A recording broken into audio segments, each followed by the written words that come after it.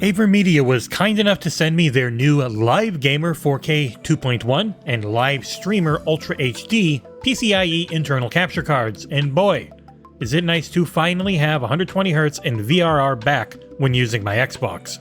Those are the big selling points, with both the 2.1 card offering up to 4K 144Hz HDR and VRR pass-through.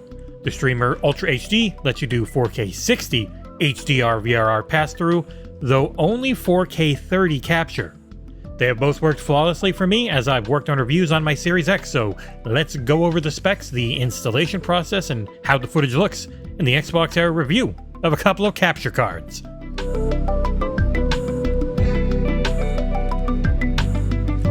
Spec-wise, with the Live Gamer 4K 2.1, we have HDMI 2.1 input and output, ultra-low latency, custom RGB lighting, it's VRR capable, it's driver-free with an interface of a PCIe Gen 3x4.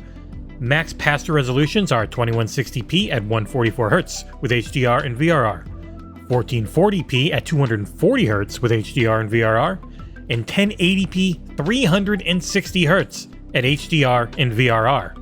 The max capture resolution, no matter what you're using for pass-through, is 4K 60fps. You've got the YU, Y2, NV12, RGB24, and P010 video formats. It's a pretty standard size, it doesn't weigh very much, and it comes with an HDMI 2.1 cable.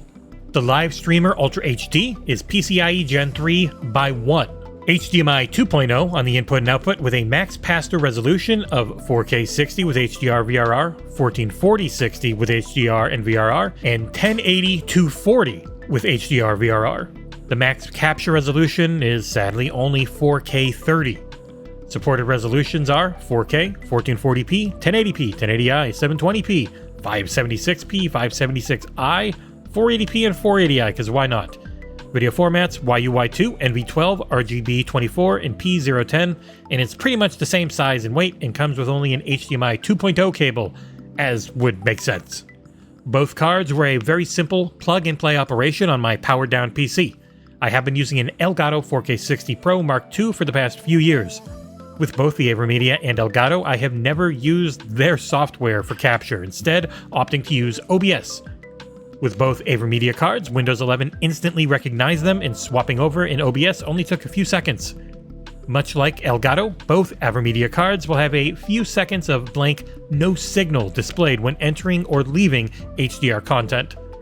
Outside of that, I saw no drop in quality, and if anything, my HDR to SDR tone map captures off of Xbox look slightly more vibrant. There's also built-in RGB on the 2.1 card that looks good with a diffused lighting approach. It is now the only piece of RGB in my otherwise bland but powerful system, and a few times I've caught my cat staring at it. The best thing I can say is that it was plug, play, and forget that it's any different. Well, that is until I loaded up Halo Infinite and a few other games that support 120Hz modes. I forgot just how much better things can look and feel when you have 120Hz and VRR enabled.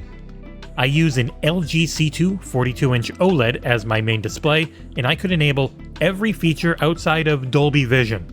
That may come down to the cable I'm using, as the one provided to me with the AVerMedia cards simply wasn't long enough for my setup. It's not short, but I do have a little bit of a complicated run from my PC to my display.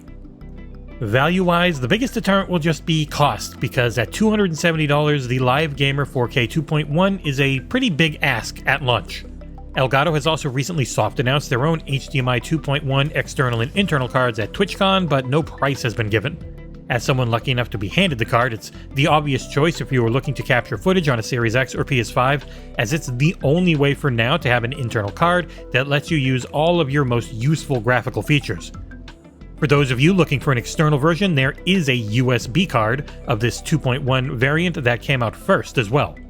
The Live Streamer Ultra HD 2.0 card is a rougher deal. It cannot capture 4K 60, being capped at 30 FPS at that resolution, and for any gaming footage, that simply isn't good enough of a trade-off to get VRR.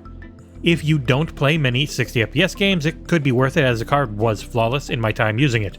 I just don't know of any use cases where a 30 FPS capture would be worth it while gaming. I do not have any documentation on the price for this one, and I haven't really been able to find anything online, unfortunately.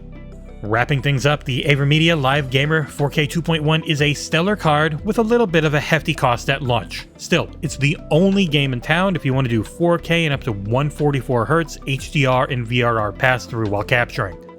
The Livestreamer Ultra HD is a little less interesting with its 30 FPS on capture, so you'll want to take a look and see exactly how much that one costs at launch.